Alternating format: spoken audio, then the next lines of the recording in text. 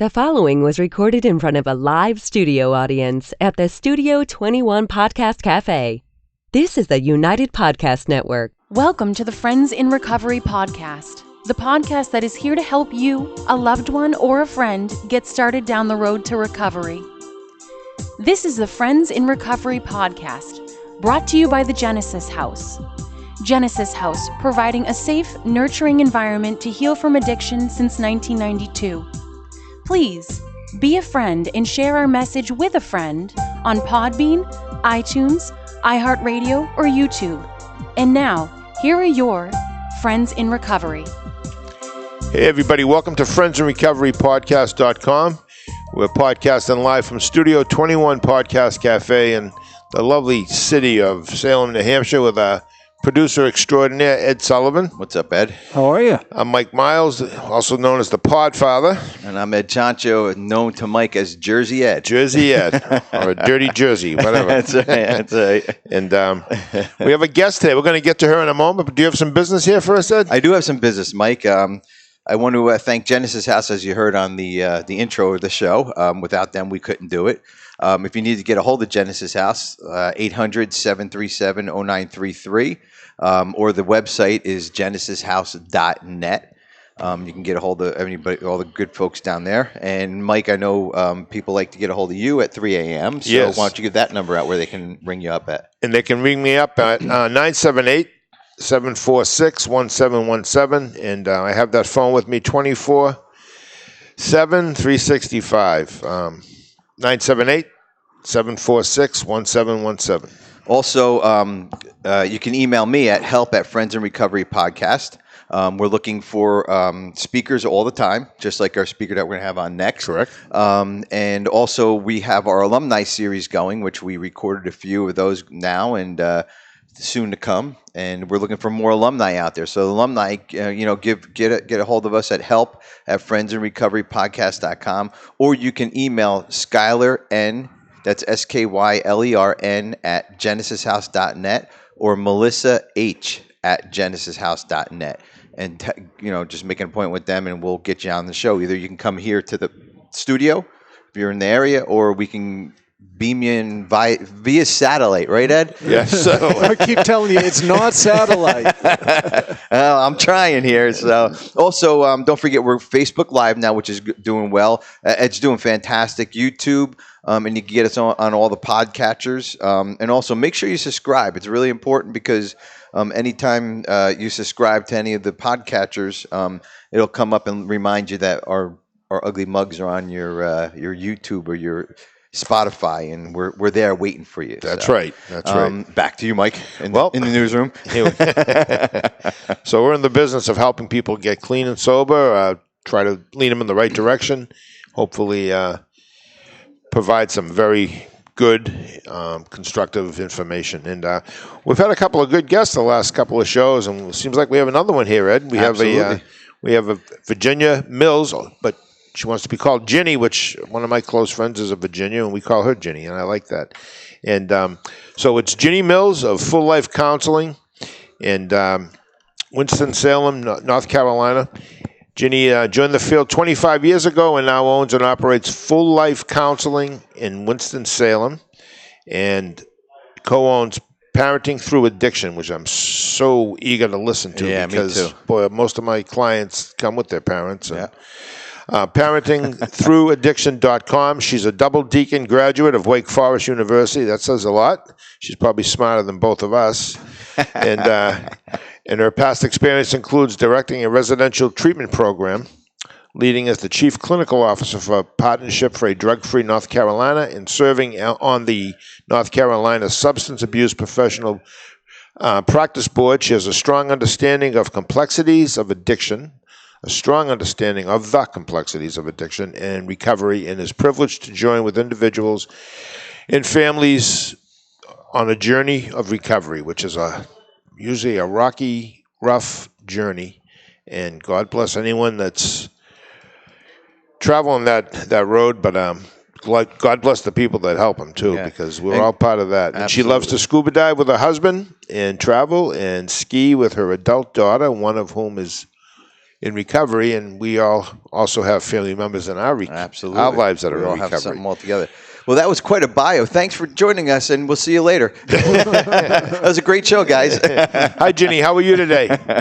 I'm great, fellas. I appreciate you having me. Thanks for joining us. And I was kind of afraid you might have a southern accent, but I guess you don't, huh?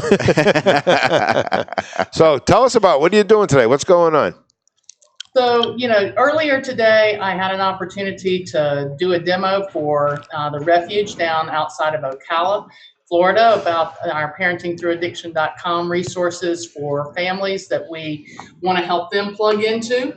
I will be leading a parent group tonight. I'll do a family group and IOP after that, and I'll see individual clients this afternoon, and I get ready to intervene on Saturday in Boston. So Wow. I am all over the map. Well, you sure are. Busy, huh? I am. Wow. Met with parents mostly from the Southeast last night in our endurance meeting for families that are members of Parenting Through Addiction. They range from Texas to Pennsylvania. Only have one West Coast family right now, but we have a community that exists online through parentingthrough-addiction.com as well. And so it really is a matter of trying to figure out how do we make available to parents everywhere the opportunity to be a part of the solution for their son or daughter's recovery, not a part of the problem. Absolutely, and you know what? Mike and I ran into that problem with two of our one of each of our kids, and we had to kind of check each other and say, let's step away from it. The parents are a big problem of recovery sometimes, and as you know that, and I can see you shaking your head. But I'm just dealing with two families today, and I was like, I can't wait to get on this show because both families, I had to say, back off. You're done. You can't do this anymore. Let the professionals take over. And both of them, I got an interventionist involved, and we'll see what happens. I mean, it's not over yet, and it's very hard for the family member to kind of let the reins go. I'm sure you've seen that plenty of times. Is that something you see or no? Oh, absolutely.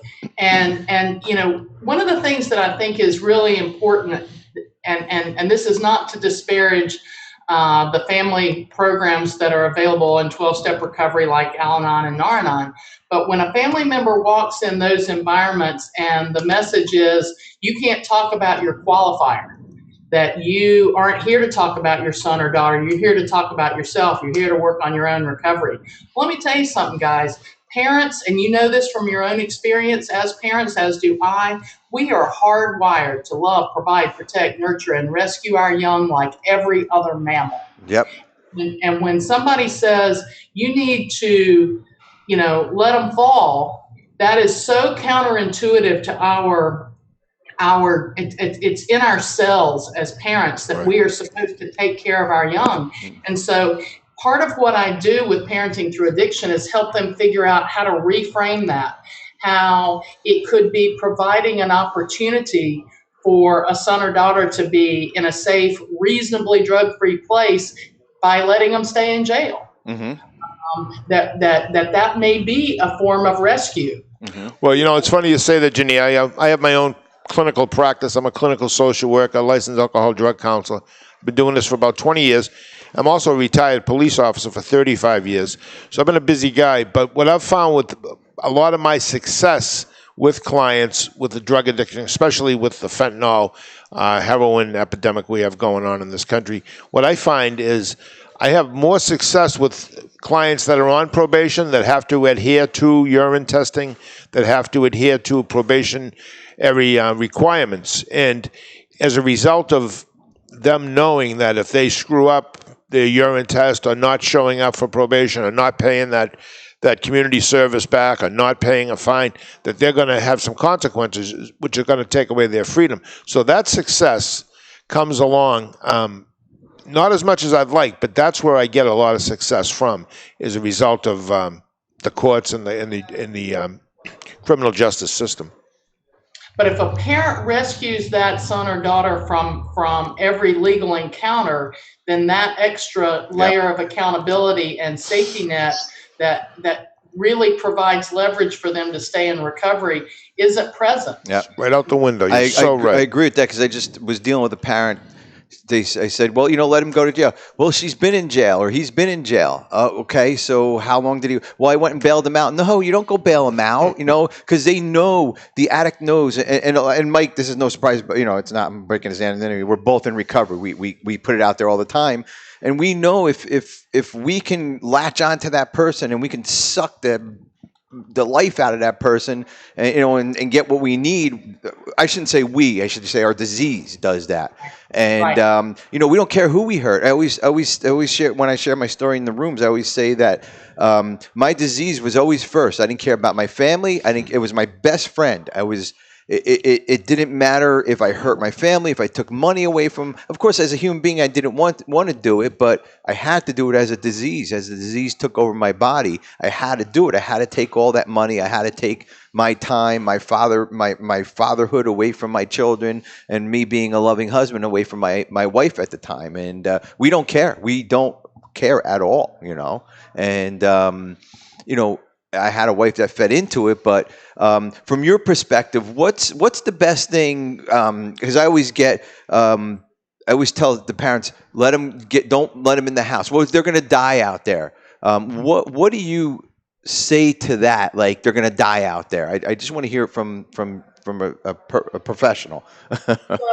So first of all, it is very, very rare that a son or daughter has reached the point where they have alienated every single person in their world. They may have alienated all the healthy people in their world, but they have the capacity to be able to couch surf for months. Mm-hmm. They will not be homeless. They will not be under a bridge. They will not be sleeping on a park bench in most cases. It's much more likely that they are couch surfing from one friend's house to another. And for them to recognize that they're not assigning their child a cot under a bridge by saying you can't be back in my house. The whole point about you can't be back in my house is really twofold. One is me giving you the impression that this is a healthy thing for you to keep doing. That's got to stop. Second thing that's got to stop is the way in which your dis-ease is making me sick as a parent. And so the comparison that I use a lot is it's a little bit like allowing someone who doesn't want to be treated for tuberculosis to live in your household. Somebody who doesn't want to be treated for cancer lives in your household. You're not going to catch their cancer. Mm-hmm. But if somebody doesn't want to be treated for tuberculosis and coughs all over the place, they're going to make everybody sick in that household. And so it may be that I need to say, I love you, and I know this is really hard. Your sickness is making me sick, and I've got to protect my sanctuary. And so I cannot allow you to live in our home, but that doesn't mean that I am abandoning you or that I don't love you or I'm kicking you to the curb. What it means is I've got to set some clear boundaries, and we got to find another way for me to show you my love without creating a context that allows me to help you stay sick or allows you to make me sicker. Such a good point. We're going to continue that on the way back on the other side of the break. We're going to do a follow up and maybe get some advice from you how to go through that step by step. You bet. We'll be back. All right, thanks, Jim.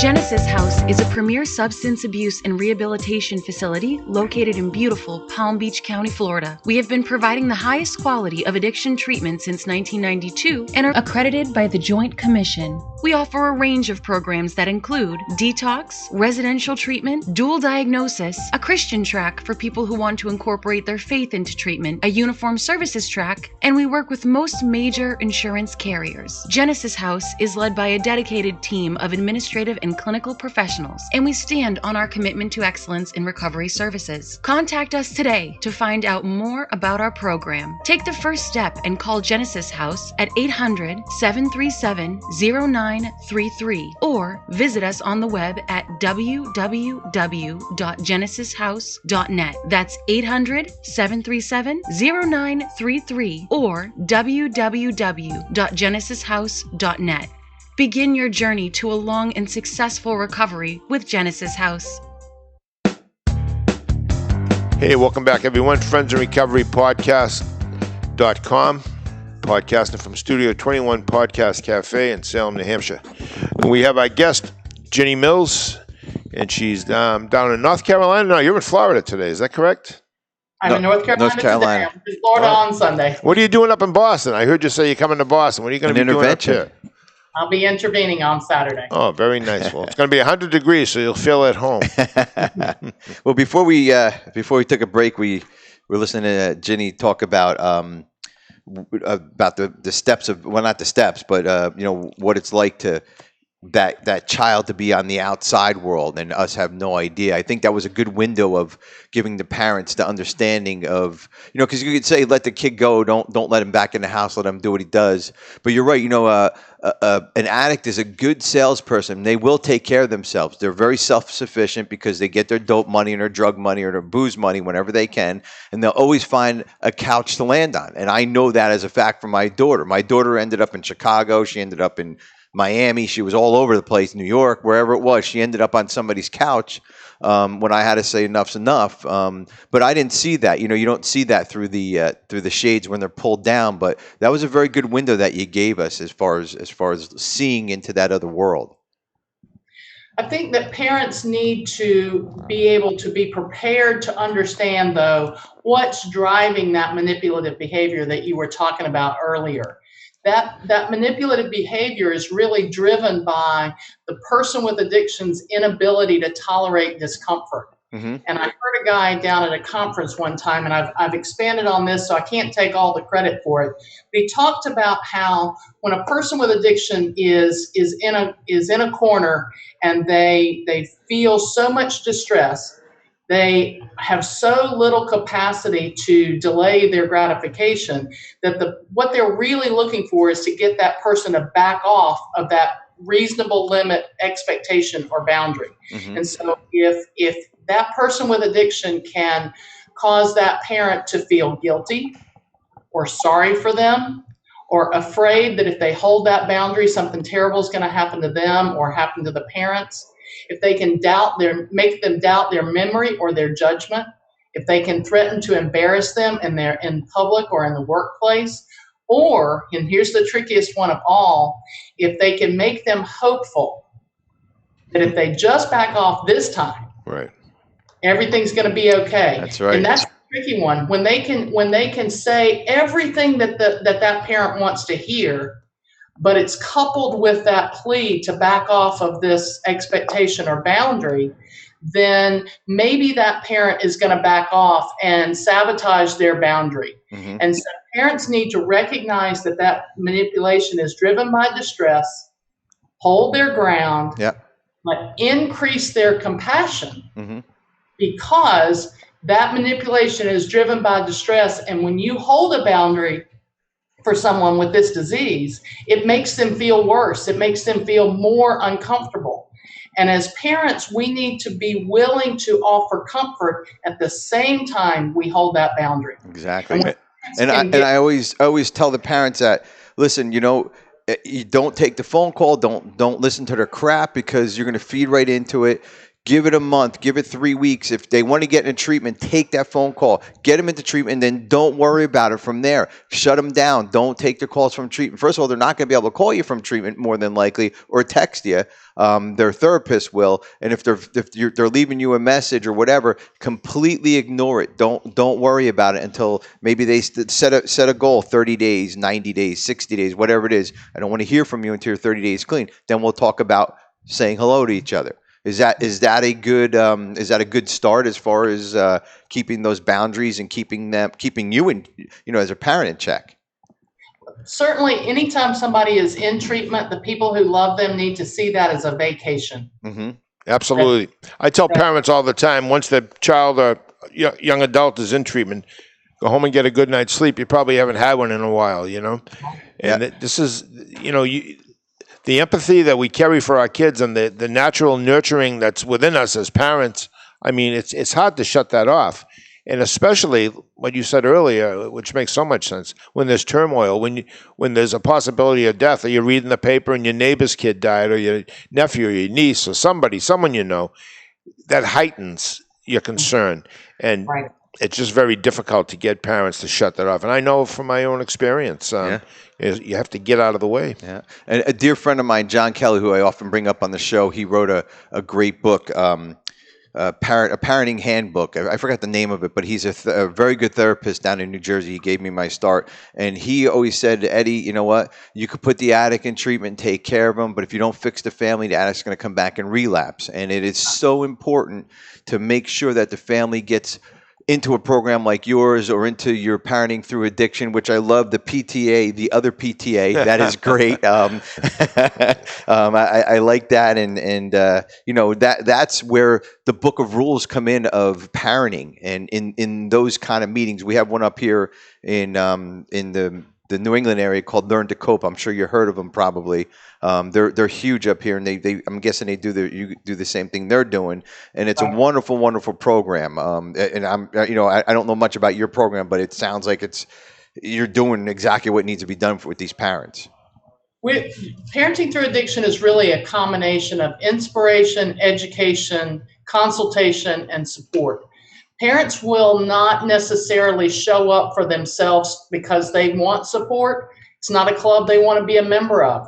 But if somebody tells them, if you show up, we will help you know how to help your kid, they'll show up for that. Yep. Now, Yep. What we all know is that they need support. They need the camaraderie of other parents who get it. They need to have an opportunity to recognize their own emotional needs, their own need for recovery, but they can't get there yet. Mm-hmm. They've got to be able to concentrate on doing everything they can to help their kid, and that's what brings them into parenting through addiction. And so content is very educational. There's a course that's devoted to parents who aren't sure if their son or daughter has addiction. There's a course that's dedicated for parents who they know their son or daughter has addiction, but their kid is not remotely ready to get treatment yet. And then there's a course that's focused on that first year of recovery, post-discharge from treatment, or ideally while they are in a sober living facility. Wow. Ginny, I got a question for you. In case anyone out there is listening. Well, we hope people are listening. What about parents? What about parents who have problems themselves with substance abuse? I'm sure you see that. You might have an alcoholic dad or mom, or a drug addicted dad or mom, and I get the client that comes in and says, "Yeah, well, you do this and you have that," and it's kind of like a fencing exercise. They're hitting each other on the head, talking about each other's maladies and their problems and everything. What do you do with something like that? All I can tell you is that we do have a couple of parent guides that are dedicated to what about our drinking, not only looking at the decisions that parents need to make about their drinking around their son or daughter in early recovery, but also being willing to take a look at their own pattern of drinking. We also give some pretty strong encouragement about resources to tap into for parent support and therapeutic resources as opposed to educational and consultation. Mm-hmm. And so, for not all of our members have private consultations. Some are simply in the group context or able to view video content to learn. But for those who have a private consultation, that gives us a better opportunity to learn more about that parent's relationship with drugs or alcohol and determine if we need to be making some referrals for them. Certainly. I think that we ask an awful lot of our sons and daughters in early recovery.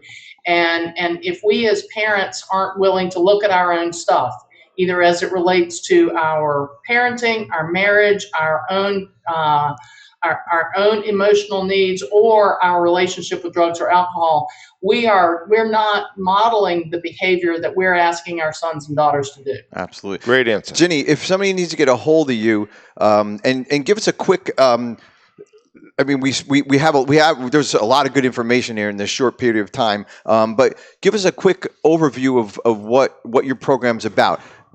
Do they make a phone call? Do they come into a meeting? Is there 10 meetings or is there 5 meetings? To give us a quick overview of what that looks like, how they can come in. So they would join as members through parentingthroughdiction.com. That's parentingthroughdiction.com. Through is spelled out. So they can join as educational and community members for $49 a month, or as consultation and community members for $350 a month. The big difference there is, do they get private time, or are they simply participating in our weekly endurance meeting, which is a psychoeducation and support meeting on Wednesday nights. And that is using the HIPAA-compliant Zoom platform, just like we're using here. Okay. And they will receive a daily devotional. They will have access to about 120 hours of video content. They will have the weekly endurance meeting. They will have the opportunity for 2 private consultation meetings per month, and a copy of my book, Parenting Your Adult Child Through Addiction, Understanding Treatment Recommendations and Aftercare for Recovery. So now, is there a minimum that they have to do, or that you require them to do, or suggest? So I would suggest that all parents complete the course that's most applicable to where they are with their son or daughter, depending on their son or daughter's progression in recovery, and then that they participate in the weekly meeting for sure. Okay. And read the daily devotional. Just like any other person in recovery, there's a combination of devotional time, some meeting time, and some personal step work, if you will, that happens as a result of reviewing the video content. So with a video, there may be a lesson and then a parent worksheet that's similar to step work. Okay. Applying that material to them. So now this is all done over the computer. There's no brick and mortar that we go to. We can be in Pennsylvania, we can be in Michigan, we can be in California, New England, and it's done over the computer. Is that how that's done? Absolutely. Great. And so the private consultations are just like this, and are live and interactive, and as are the endurance meetings on Wednesday nights. The video content is on demand, and so they can, for example, there's a video on letting your adult child live with you in early recovery. I have parents watch it over and over again to remind them why that's a terrible idea. Okay. And so they can go back and refresh their memory about that content. But yes, this material is available, and this interactive experience is not dependent upon where you live. It's really just dependent upon having the willingness to utilize technology, but it's really very simple and very easy to do. Excellent, excellent. And all this information, as you're speaking, Ed, the extraordinaire producer, has been taking down, and they will be all in our footnotes of our show. So if there's any questions, and is there a phone number that they can call instead of getting, I know me, I sometimes need to call somebody here. Is there a phone number for Parenting Through Addiction that we can get a hold of somebody at?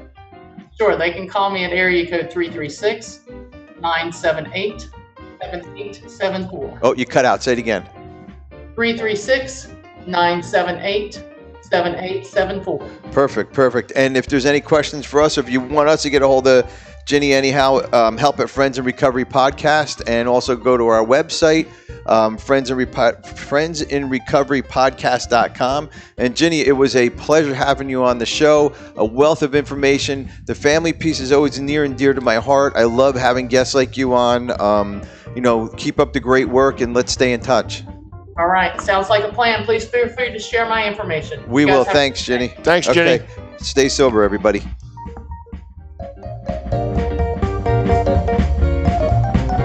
The views and opinions expressed by the hosts, guests, or callers of this program do not necessarily reflect the opinions of the Studio 21 Podcast Cafe, the United Podcast Network, its partners, or affiliates.